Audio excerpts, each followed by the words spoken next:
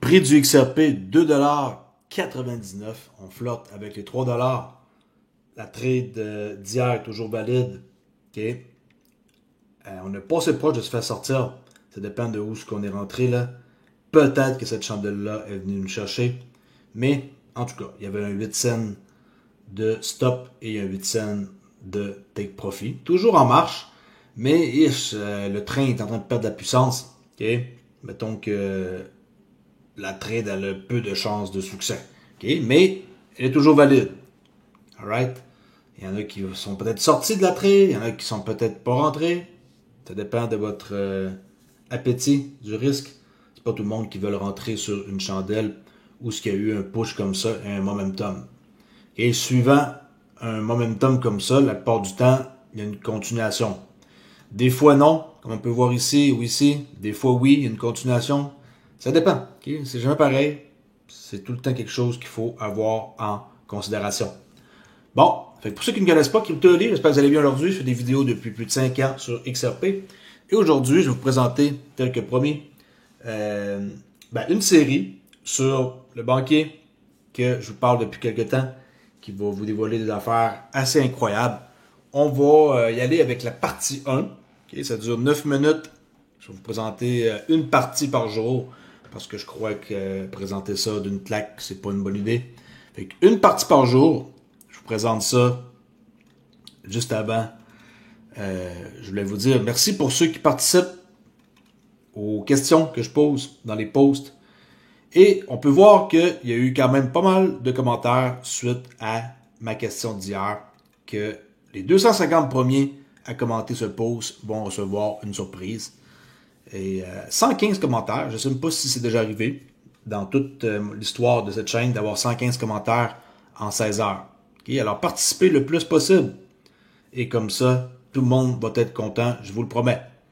Alors c'est parti pour la vidéo partie 1. Okay? Il y a plusieurs parties, à date j'en ai 6 de traduites en français. Et je crois qu'il va y avoir une 7e et 8e. Okay? Je ne sais pas combien il y en a, je ne connais pas ses intentions. Mais bon, je prends un mini risque, on s'entend, en partageant ça. J'espère ne pas avoir de problème. Et c'est parti, let's go. La première vidéo, le son est pas super fort. Les autres sont quand même assez intéressantes, là. Le son est meilleur. Ok, c'est parti, let's go. Beaucoup d'entre vous se posent des questions sur ce qui se passe réellement dans le monde, ce qui est en train de se produire, ce que tout cela signifie, quel est le rôle de Trump dans tout ça, quel est le rôle du Canada, comment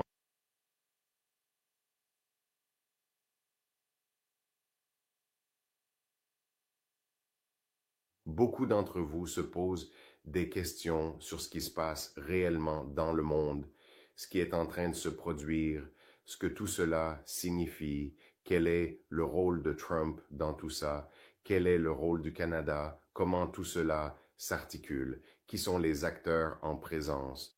Je vais essayer de relier autant de ces éléments que possible pour vous à travers cette petite mini-série. Les informations que vous allez recevoir ici sont très controversées. Beaucoup d'entre vous ne seront peut-être pas d'accord avec moi, et c'est tout à fait normal. Vous n'êtes pas obligé d'être d'accord avec moi. C'est ça, la beauté de ce monde. Nous pouvons tous avoir des perspectives différentes, des points de vue différents, des origines ethniques différentes, des cultures, des croyances, des idéologies différentes. Mais il ne s'agit pas de ce en quoi nous croyons. Il s'agit de ce qu'est réellement la vérité. Une chose dont vous pouvez être sûr, c'est que la vérité de ce jeu est bien plus étrange que la fiction. Tout ce qui vous a été produit, tout ce qui a été diffusé, toutes les informations qui vous ont été transmises par tous les personnages, que ce soit à travers Hollywood, sous forme de musique, dans des documents déclassifiés d'agences telles que la CIA ou l'Agence nationale de renseignement, les agences de renseignement de la défense, l'Illuminati, les temples maçonniques, les sociétés secrètes, peu importe, toutes ces informations nous ont donné des clés spécifiques du puzzle que nous étions censés pouvoir assembler collectivement. Mais en sachant qu'ils ont fait cela, en sachant qu'ils ont placé certaines clés à certains endroits au sein de certaines institutions, l'humanité est restée très divisée dans ses croyances. Ce qui signifie qu'on a toujours présenté les choses comme étant chrétiens contre musulmans, chrétiens contre païens, ou libéraux contre conservateurs, ou démocrates contre républicains, ou encore système monarchique contre démocratie. Il y avait toujours un agenda et un récit imposés sur le chemin de l'humanité afin de brouiller et de compliquer la véritable vérité de l'histoire. Tout commence avec la psychologie même des êtres humains. Vous voyez, les joueurs sur l'échiquier savent quelque chose que le grand public ignore, à savoir comment vous contrôler. Vous êtes une espèce très prévisible. Nous savons tout ce que nous avons besoin de savoir et nous savons exactement sur quel bouton appuyer pour pouvoir utiliser les masses afin de servir un agenda. Et quand je dis nous, je veux dire que je ne suis pas la seule personne ici à avoir ce niveau de formation. Je suis simplement l'un des rares à être prêt à venir vous en parler et à vous expliquer comment ils utilisent la psychologie humaine pour profiter de vous au quotidien. L'une des prochaines questions que vous vous posez probablement est « Qui sont ils ?» C'est la grande question. C'est la question qu'on me pose le plus souvent. Qui sont ils? Qui dirige la matrice? Qui sont ils? R. Encore une fois, je reçois cette question encore et encore et encore de la part du grand public. Qui sont ils? Eh bien, brisons donc ce petit mur illusoire que nous avons créé dans ce système actuel. Avez-vous déjà entendu Trump parler de l'État profond? Avez-vous déjà entendu ce que vous appelez les théoriciens du complot parler de l'État profond, de la façon dont il fonctionne et de tout ce qui est lié à l'État profond? Eh bien, il y a bien plus dans cette histoire, mais je peux vous l'expliquer très simplement. Ce n'est pas aussi compliqué que vous pourriez le croire.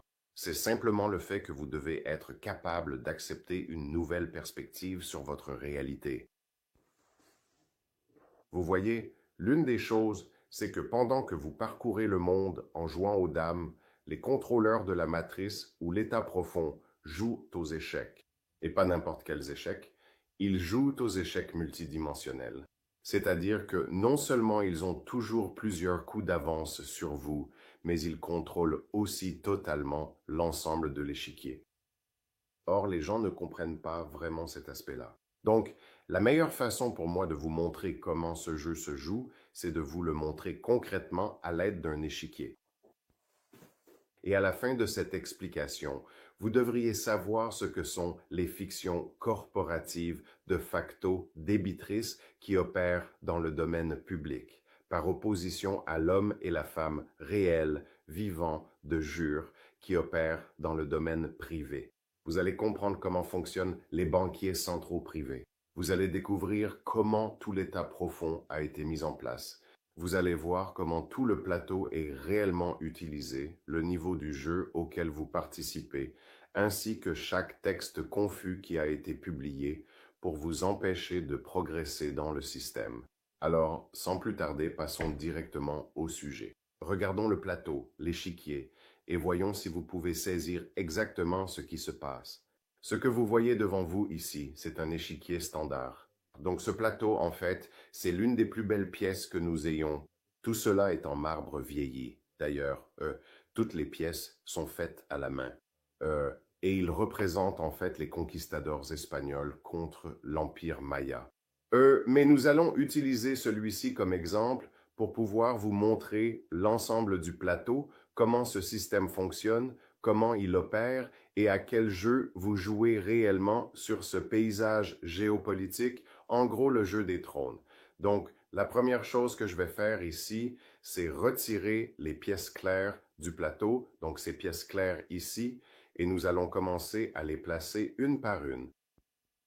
Maintenant, l'une des premières choses que vous allez remarquer, c'est que sur n'importe quel échiquier, la bonne façon de le mettre en place est d'utiliser cette case en bas à droite. Elle doit toujours être blanche. C'est pour ça qu'on dit la case claire est à droite, la blanche est à droite, en bas à droite. Donc, ils veulent utiliser celle-ci. C'est comme ça qu'on installe le plateau. Donc, vous devez le tourner face à vous de façon à ce que la case soit dans le coin inférieur droit. Je vais le laisser comme ça pour que vous puissiez mieux voir. L'un des premières pièces que nous allons placer sur l'échiquier, c'est toujours le roi et la reine.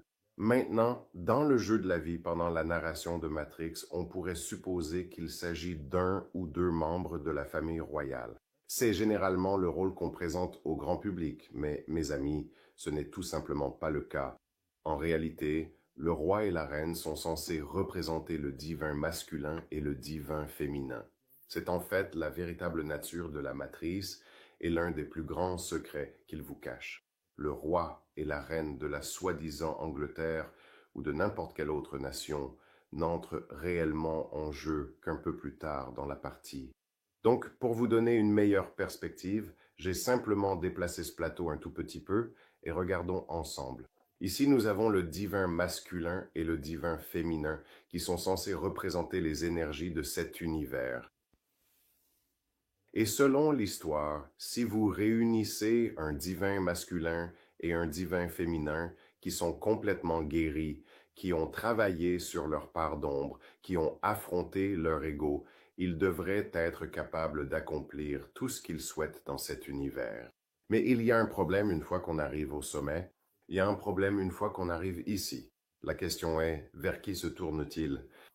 De qui reçoivent-ils leurs informations? D'où vient la connaissance? En qui peuvent-ils avoir confiance? D'où provient réellement toute cette guidance spirituelle?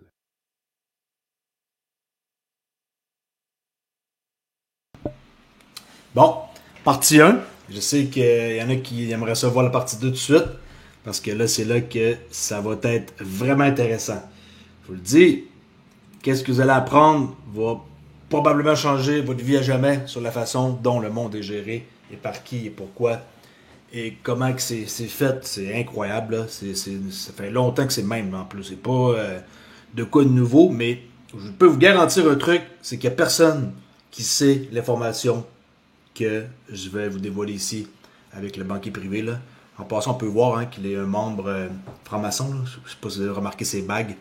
Mais, tu sais, quand on détient les bonnes infos, on pense différemment. C'est pareil un peu comme, je fais une allusion avec le trading. Quand on a les bonnes informations des bonnes personnes, nos avancements sont beaucoup plus rapides que de courir de bord puis de l'autre puis d'essayer de chercher une méthode miraculeuse. Là, okay? Fait que, tu sais, quand on a la bonne information, tout est plus facile. Pas besoin de se casser la tête comment que ça fonctionne. Et je vous jure, après cette série-là, même après 3-4 parties, là, vous allez avoir une bonne idée et vous allez réfléchir différemment. Je vous demande aucunement de faire aucun changement de votre statut. Ça, c'est moi qui fais ça de mon côté. D'autres personnes, on veut devenir des créditeurs, là, on veut plus être des débiteurs. Mais tu sais, vous allez comprendre qu'avec son exemple du jeu de l'échiquier, tout va devenir plus clair pour vous.